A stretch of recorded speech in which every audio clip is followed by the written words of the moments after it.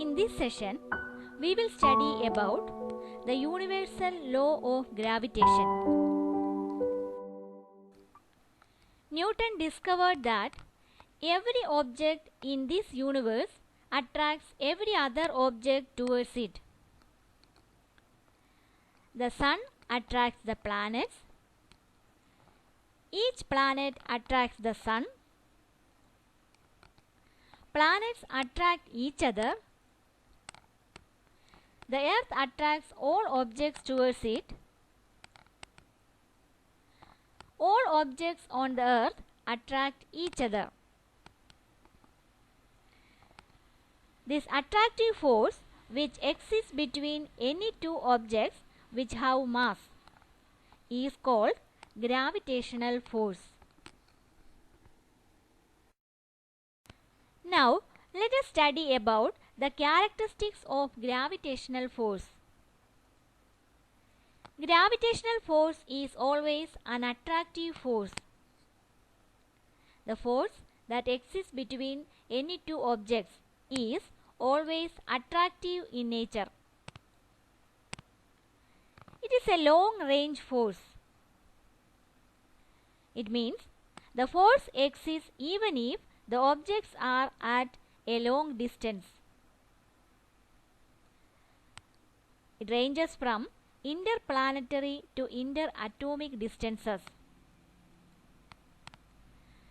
Gravitational force between two objects is always equal in magnitude but opposite in direction. According to the third law of motion, if an object exerts a force on another object, the second object also exerts an equal force on the first object, but in opposite direction. Gravitational force is independent of the medium between the two objects. Whatever may be the medium, it doesn't affect the force of attraction between two objects. Gravitational force is also independent of the presence of other bodies. It is the weakest force in nature. Out of the four fundamental forces, gravitational force is the weakest force. It is negligible in the case of objects having less mass.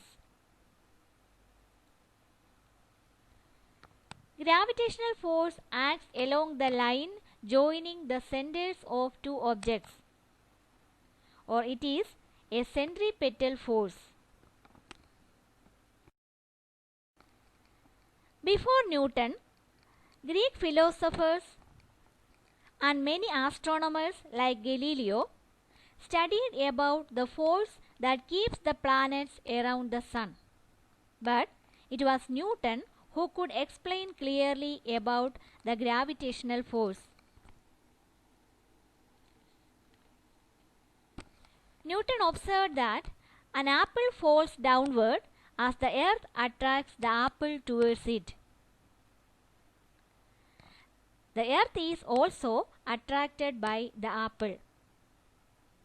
You know that the magnitude of these attractive forces, that is, the attractive force of the earth on the apple and the attractive force of the apple on the earth, are equal in magnitude.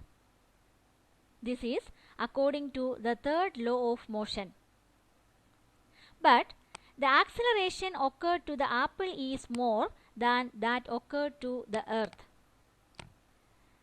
Due to the attractive force of the earth, the apple falls towards the earth. But we do not see the earth moving towards the apple. According to the second law of motion, force is equal to ma. As the attractive force is same, the difference in the acceleration is due to the difference in the mass. The mass of the earth is more than that of the apple. The attractive force of the apple is less, as it has less mass. So the acceleration caused to the earth due to the attractive force of the apple is less. Newton concluded that the gravitational force between two objects is directly proportional to the mass of the object. Here, the attractive force is between two objects. So, the gravitational force between two objects is directly proportional to the product of the masses of the two objects.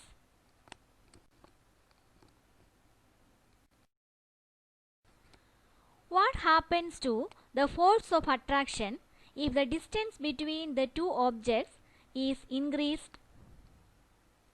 Consider two planets. One is near to the sun and the other is away from the sun. On which planet there will be more attractive force of the sun? You know that the planet which is near to the sun will be attracted more than the planet which is away from the sun.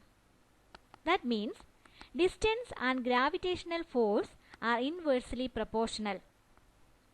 Here, the distance is measured as the distance between the centers of the two objects. Newton explained that the gravitational force between two objects depends upon the distance between the two objects.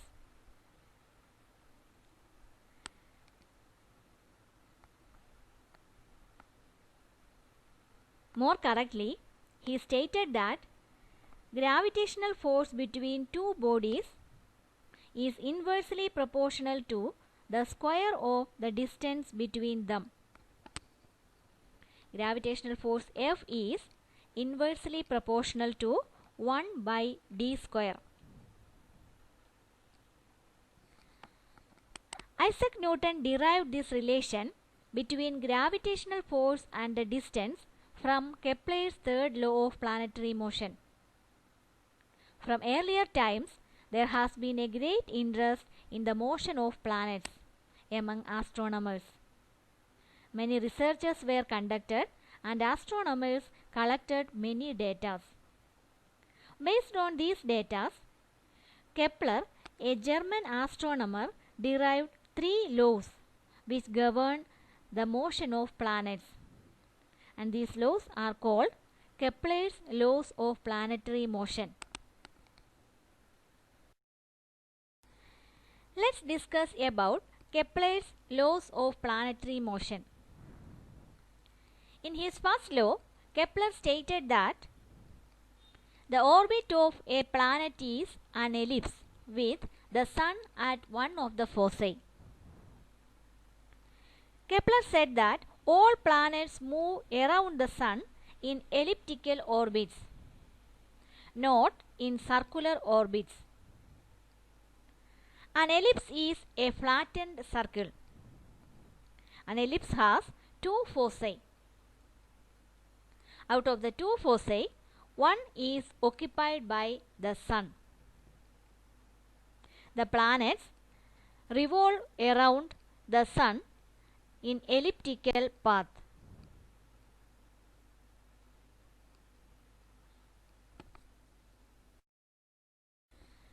Kepler's second law states that the line joining the planet and the sun sweeps equal areas in equal intervals of time. What does it mean? Let the planet is at a point A and the line joining the planet and the sun is OA. After a period of 4 weeks, let the planet covers a distance and reaches a point B.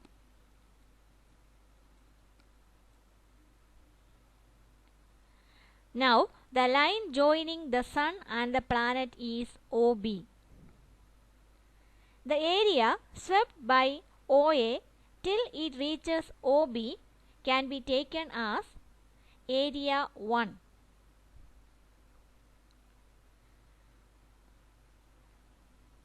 In another 4 weeks' time, the planet again moves and reaches a point C.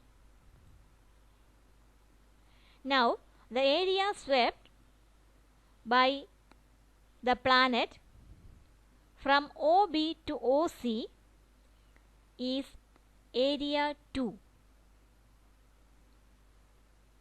Kepler said that area 1 is equal to area 2. The line joining the planet and the sun sweeps equal areas in equal intervals of time. Newton derived the relation between the gravitational force and the distance, that is, the inverse square relation, from Kepler's third law. Third law states that the cube of the mean distance of a planet from the sun is proportional to the square of its orbital period. Consider the mean distance of a planet from the sun is r. You know that the planet revolves around the sun in elliptical path. So, the value of r is not constant. So, we can take the value of r as the mean distance. If r is the mean distance of a planet from the sun and t is the time period, according to Kepler's third law, r cube is proportional to t square. The cube of the mean distance of a planet from the sun is proportional to the square of its orbital period. Let's see how Newton derived the relation between force and distance from Kepler's third law. For that, let's assume that the orbit of the Earth or planet is a circle. When an ellipse is converted into a circle, both the foci of the ellipse coincide at a point, and that point is the center of the circle. Let the distance from the sun to the planet is r, the radius, and the speed of the planet is v. The time period is represented by t. Time period is the time taken for one revolution. Though the speed of revolution is constant, the velocity is not constant because the direction of motion of the planet changes. In circular motion, the direction changes. Or we can say that the planet accelerates. In circular motion, acceleration occurs towards the center and its magnitude is calculated as v square divided by r. You know that a force is required for accelerating an object. Here, the acceleration to the planet is due to the attractive force or gravitational force of the sun on the planet. Let F represents the gravitational force. You know that F is equal to m times acceleration. Force is directly proportional to the acceleration. Let us substitute the value of acceleration as v square divided by r. Then the expression becomes F is proportional to v square by r.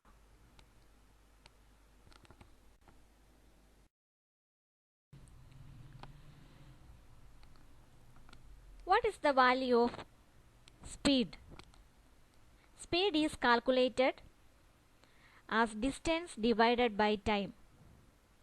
In this case, the total distance covered by the planet in one revolution is the circumference of the circle. So we can write V is equal to 2 pi r divided by t. The time is the time period. It can be written as V is proportional to r by t because 2 pi is a constant. What will be the value of V square? We can write V square is proportional to r square divided by t square. According to Kepler's third law, r cube is proportional to t square. We can replace t square by r cube. Now the expression becomes V square is proportional to r square divided by r cube. On simplifying, V square is proportional to 1 by r.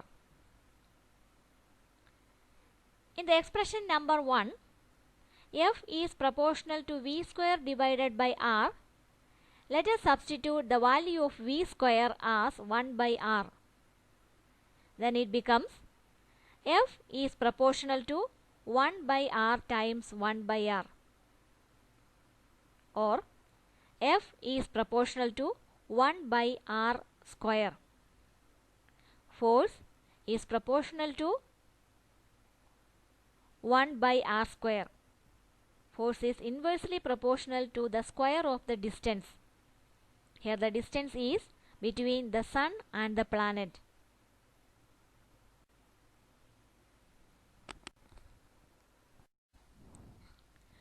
Newton stated that the gravitational force between two objects depends upon two factors: the mass of the two objects and also the distance between the two objects. He said that gravitational force is proportional to the product of the masses of the two objects.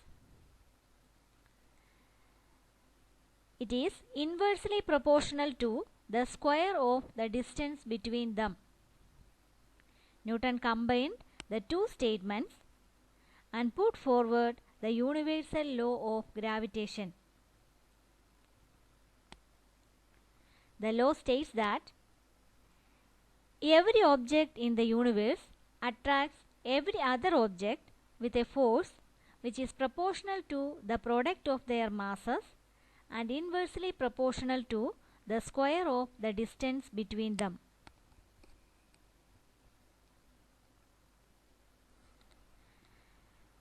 Now, let's represent the universal law of gravitation mathematically.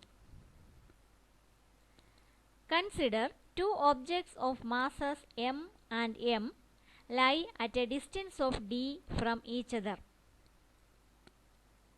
Two objects of masses m and small m which are separated by a distance of d. Let F is the gravitational force between the two objects. According to the law of gravitation, gravitational force is directly proportional to the product of the masses of the two objects. F is proportional to mm. Gravitational force is inversely proportional to the square of the distance between the two objects. F is proportional to 1 by d square. On combining the two expressions, we can write F is proportional to mm divided by d square. To convert the proportionality to equality, let's multiply with a constant g. We can write as F is equal to gmm divided by d square. Here g is the constant of proportionality and is called the universal gravitational constant. By using this equation, we can find out the gravitational force between any two bodies. What is the unit of G? Let's find out the unit of G. Let's rearrange and can write F times d square is equal to Gmm, or Gmm is equal to F times d square. What is G? G is F times d square divided by mm. The unit of force is Newton and that of distance is meter, and the SI unit of mass is kilogram. So the unit of universal gravitational constant G is Newton meter square per kilogram square.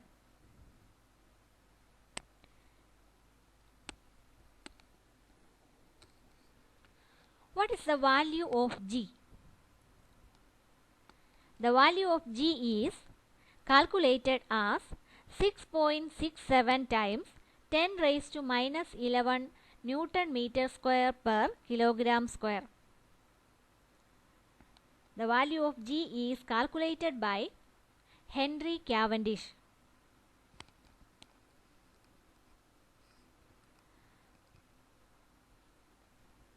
G has the same value everywhere in the universe, and hence it is called universal gravitational constant. Consider two objects of mass 1 kg which are separated by a distance of 1 meter. Then the attractive force between the two objects can be calculated. F is equal to Gmm divided by d square. The value of G is 6.67 times 10 raised to minus 11. Masses of the objects are 1 kg each, and the distance between the two objects is 1 meter. Then the gravitational force between the two objects is calculated as 6.67 times 10 raised to minus 11 Newton. That is, if the two objects of mass 1 kg are separated by a distance of 1 meter, the gravitational force between the two objects will be equal to the universal gravitational constant G. This value is very less. If the objects have less mass, the value of gravitational force between the two objects is negligible.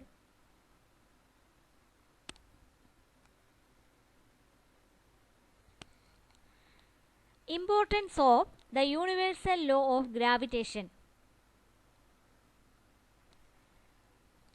The universal law of gravitation successfully explained several phenomena, like the force that binds us to the earth, the motion of the moon around the earth. It also explained the motion of planets around the sun, the tides due to the moon and the sun. All these phenomena were successfully explained by the universal law of gravitation. Let us summarize the points. Gravitational force is proportional to the product of the masses of the two objects.